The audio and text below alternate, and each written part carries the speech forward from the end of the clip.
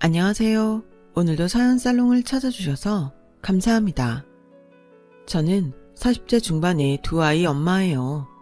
디저트 카페를 운영하면서 바쁘게 살고 있죠. 오늘은 제가 여기까지 오게 된 이야기를 해보려고 해요. 저는 공부와 취업 활동에 바빴던 평범한 학창 생활을 보냈어요.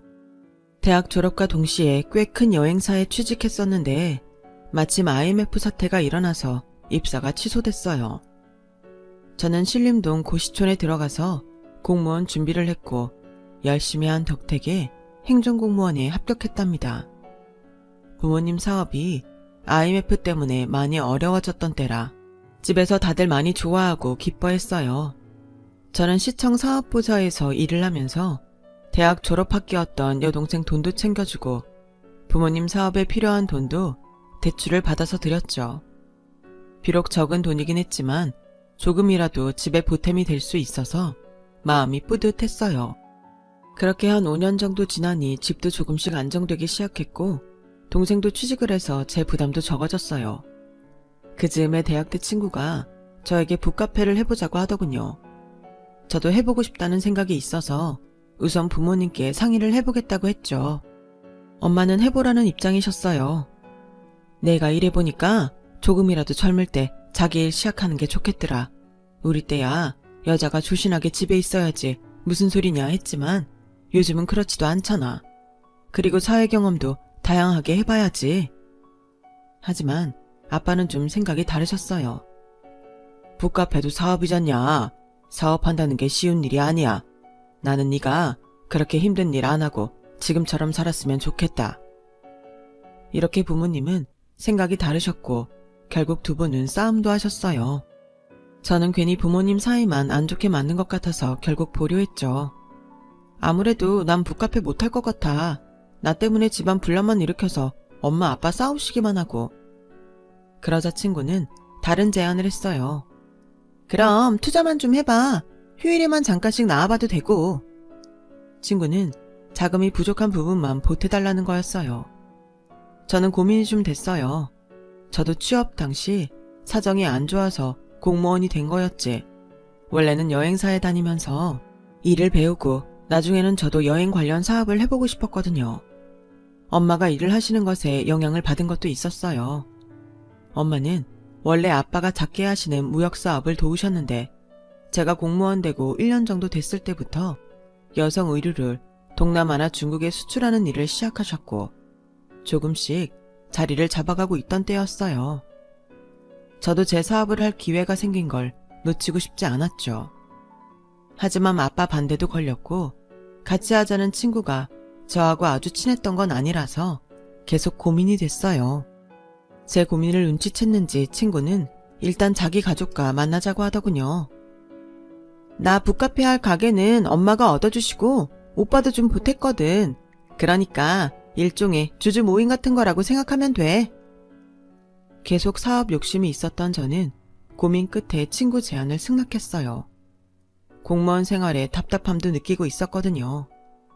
물론 안정되고 좋은 직업이었지만 저는 좀 더 모험을 해보고 싶었어요. 그래서 약속을 잡고 같이 식사를 하기로 했죠. 친구 어머니는 시원시원하고 사교적인 분이셨어요. 젊을 때 기회가 있으면 한번 해보는 거지. 부족한 게 있으면 내가 더 도와줄 테니까 걱정 말고 해봐. 친구 오빠는 친절하고 진지해 보여서 좋았죠. 여러모로 우리 아정이가 부족한 게 많을 텐데 이렇게 똑부러지는 친구가 같이 한다니까 마음이 놓인다. 저는 그날 친구와 북카페를 같이 해보리라 마음을 먹게 됐어요.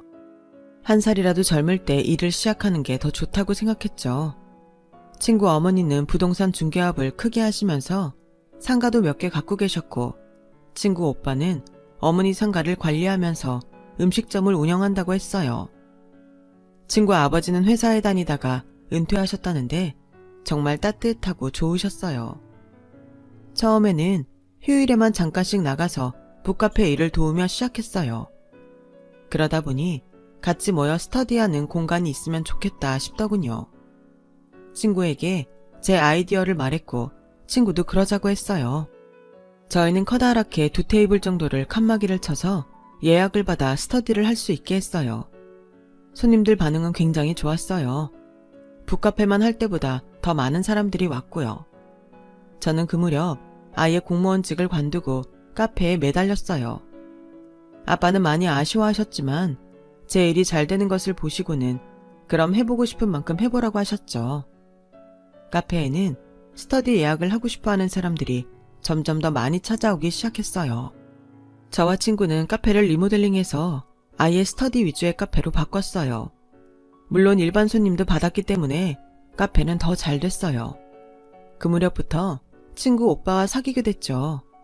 오빠가 저에게 엄청 적극적으로 다가왔어요.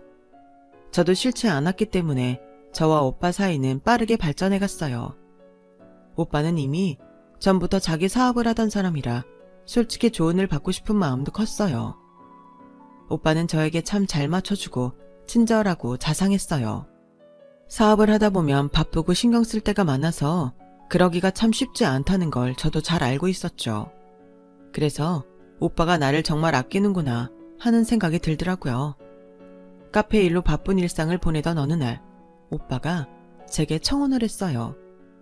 수경아, 우리 서로 바빠서 못 만나는 날도 많은데 집에서라도 같이 시간 보내면 너무 좋을 것 같아. 나랑 결혼해줘. 내가 정말 잘할게. 저는 오빠의 프로포즈를 듣고 얼굴이 빨개질 정도로 부끄러웠지만 한편으로는 너무 기분이 좋고 행복했어요. 저희 집에서도 크게 반대하지 않으셨어요. 엄마는 좀 아쉬워하긴 하셨어요. 아무래도 결혼을 하면 아직은 여자가 더 사회생활에 불편한 게 많은데 서로 잘 도우면서 하면 좋겠다. 엄마, 걱정 마. 오빠도 사업하는데 모르겠어?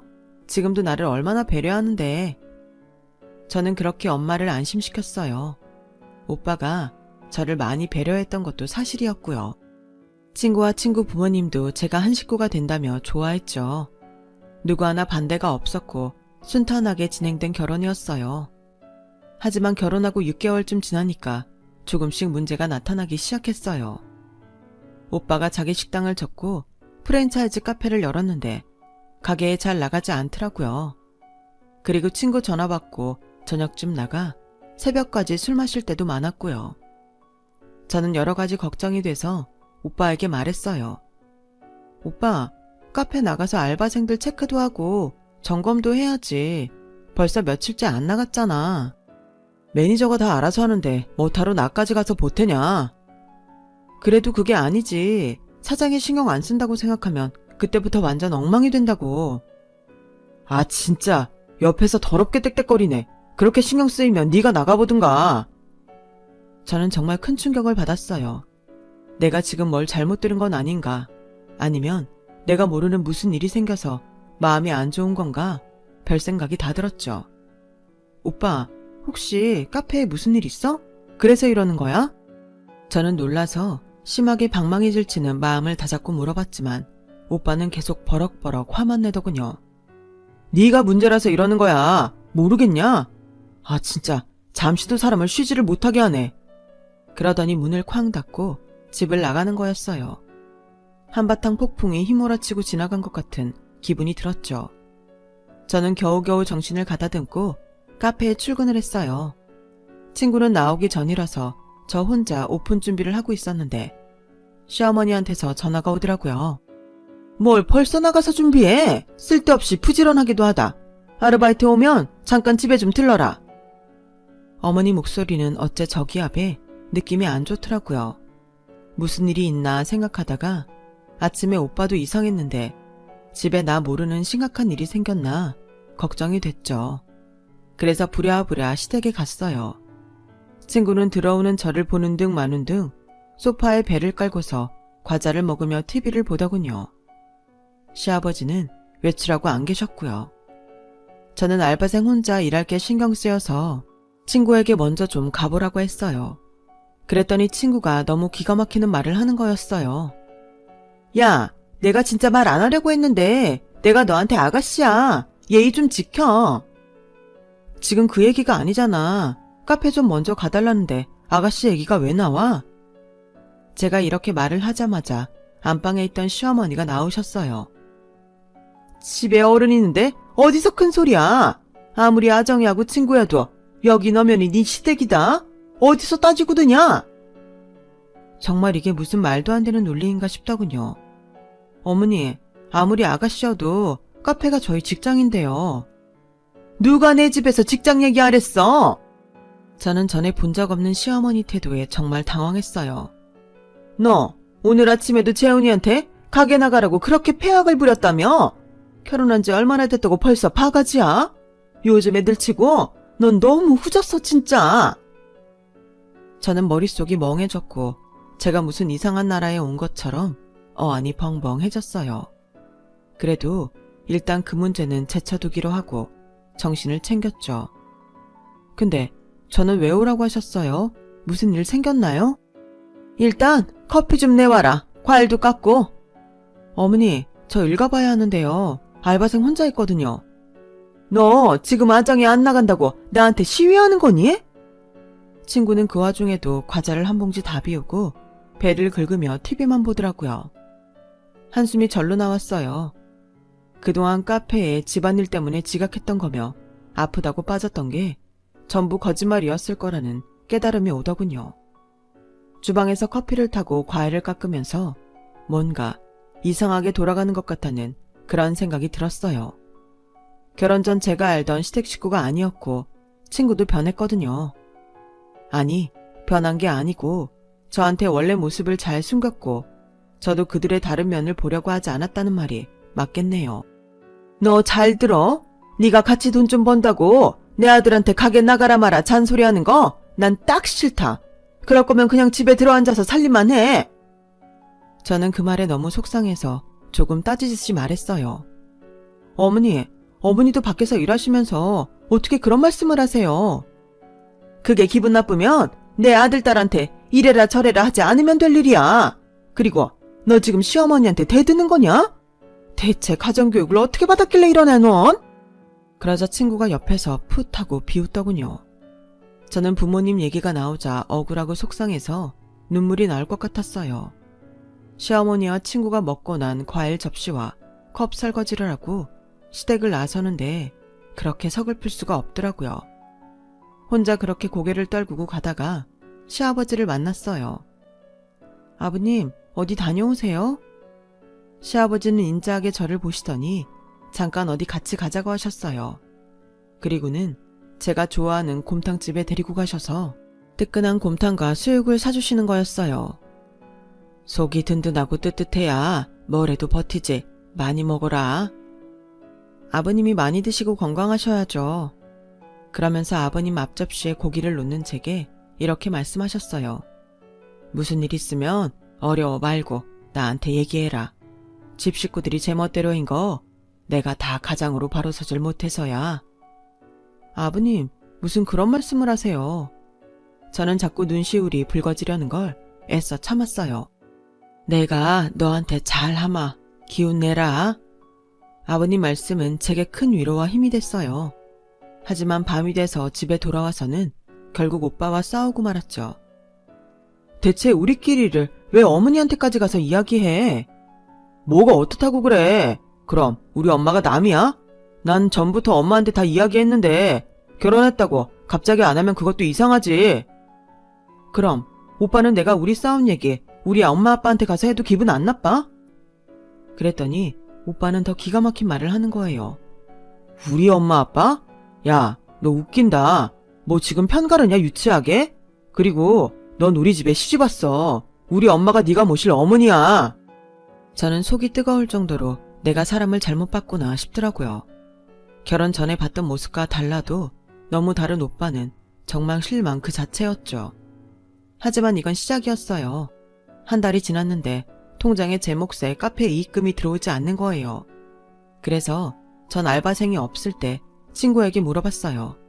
집에 가서 얘기하면 또 시끄러워질 테니까요.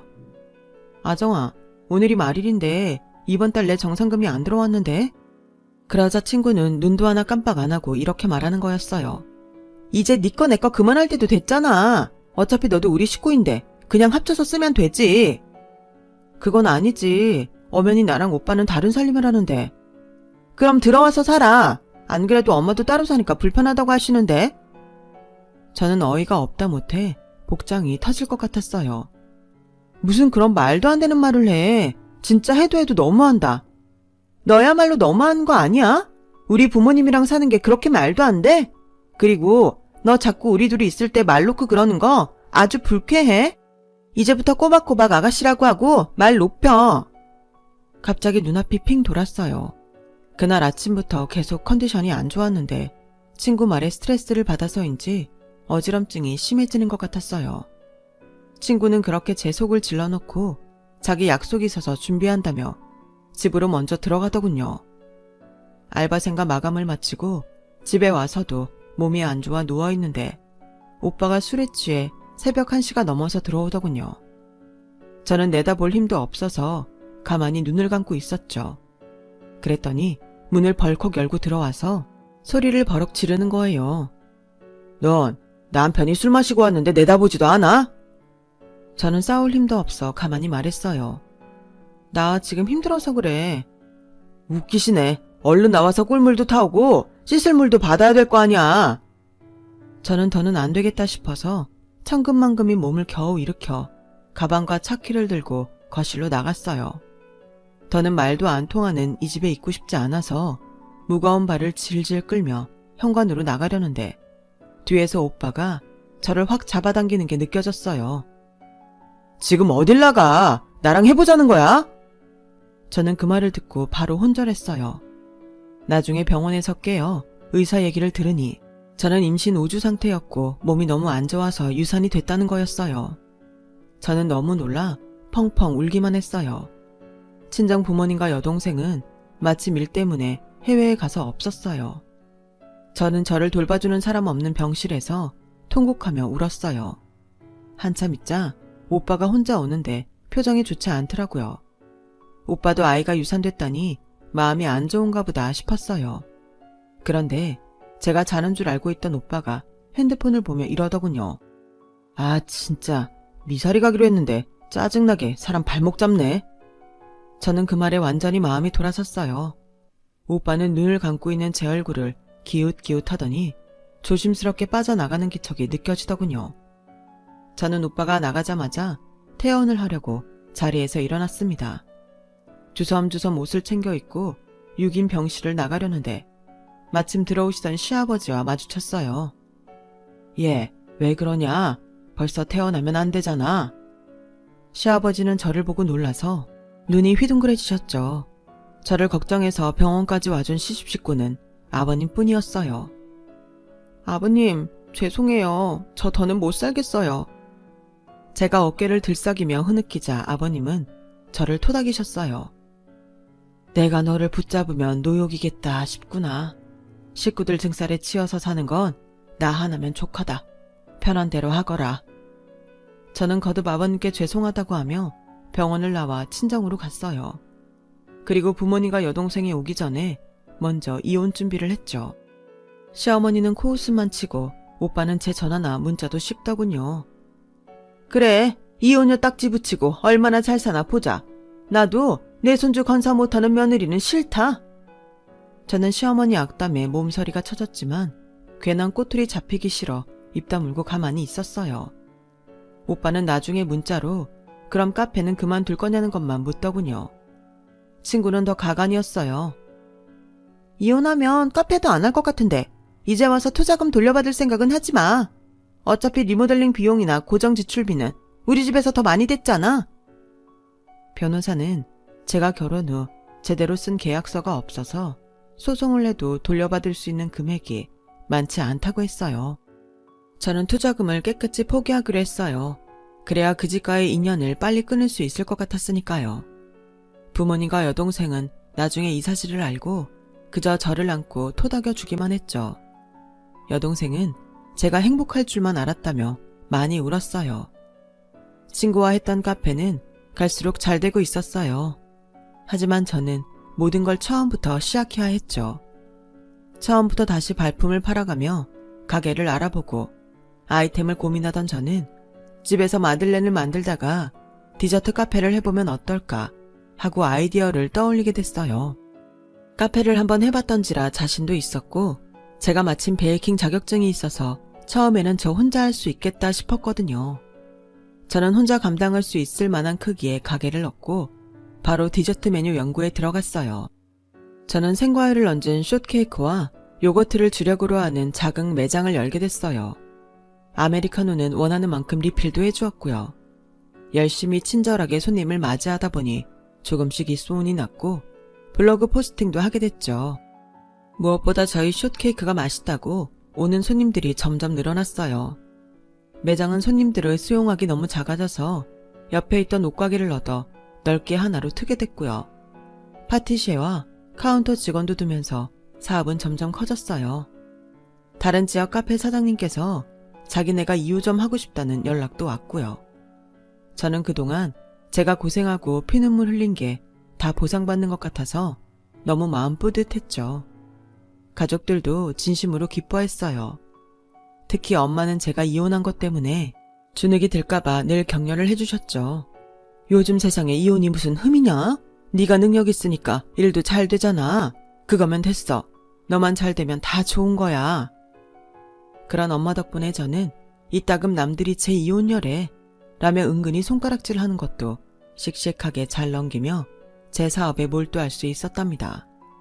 그러다가 제 여동생이 결혼을 하게 되는데 결혼식장에서 만난 대학 친구가 제게 시댁 소식을 전했어요. 수경아, 네 전 시아버지 돌아가셨대. 못 들은 것 같은데 그래도 너 이뻐하셨다고 해서 전해야 될 것 같네? 저는 정말 깜짝 놀랐어요. 그동안 시간이 많이 지나긴 했지만 나이에 비해 정정하셨던 분이 돌아가셨다니 마음이 아프더라고요. 결혼식을 다 끝내고 친구에게 알아보니 내일이 시아버지 장례 발인이라고 하더라고요. 저는 계좌로 부의금만 보내려고 준비하다가 문득 아버님이 유산하고 혼자 있던 병실에 찾아오셨던 모습을 떠올렸어요. 아무리 다른 사람이 싫어도 제게 끝까지 따뜻하게 대해주시고 도리를 지켜주신 어른이 돌아가신 자리에 찾아가지 않는 건 예의가 아니라는 생각이 들더라고요. 그래서 저는 장례식장으로 발걸음을 옮겼어요. 저를 본 오빠와 친구는 눈동자가 흔들리더라고요. 어머니는 잠깐 나가셨는지 자리에 없었고요. 저는 부의금을 내고 두 사람에게는 눈길도 주지 않고 시아버지 사진 앞에 국화를 놓고 향을 꽂았어요. 그랬더니 갑자기 울컥하고 눈물이 솟구치기 시작하는 거예요. 그분도 자기와 다른 가족들 때문에 평생 마음고생 하셨을 거라는 생각과 저에게 해주시던 마음 씀씀이가 떠올라 저는 그 자리에 무릎 꿇고 앉아서 한참을 흐느꼈어요. 그리고 돌아서 나가려는데 뒤에서 누가 제 팔을 잡더라고요. 시어머니였어요. 참 오랜만이구나. 얼굴 보니 잘 지냈나 보네. 저는 그런 시어머니 인사에 헛웃음이 났어요. 와줘서 고맙다던가 미안하다는 게 아니고 아무렇지도 않게 오랜만이고 잘 지낸 것 같다고 하니까요. 제가 말없이 목례만 하고 자리를 빠져나오는데 시어머니가 저를 붙잡더니 잠깐 얘기를 하자고 하셨어요.